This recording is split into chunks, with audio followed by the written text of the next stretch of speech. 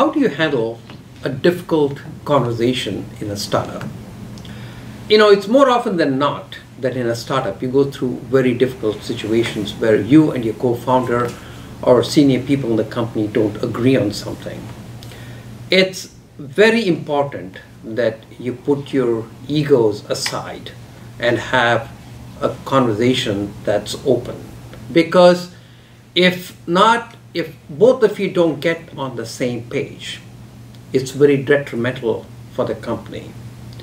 Let's say both of you are very passionate and one person loses his interest in the company and is not that passionate about the company anymore. What do? I think you have to have that fierce conversation with them, and just have to let them go. Because if you don't let them go, then it's very detrimental for the overall health of the company, and you're not doing justice to your team and your company and your investors and your customers.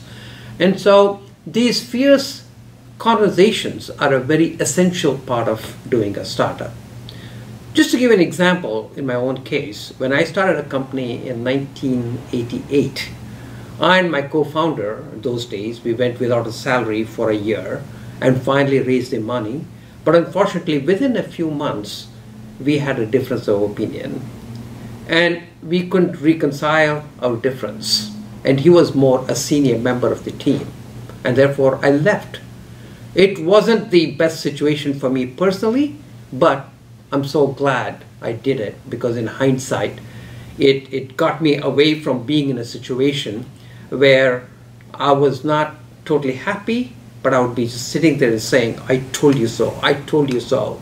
And that's a very losing proposition, because if you're not there every day adding value, or if your partner is not there every day adding value to what you're trying to do, it's better that you separate. This is painful in the short term, but very helpful for the long-term health of the company and for yourself.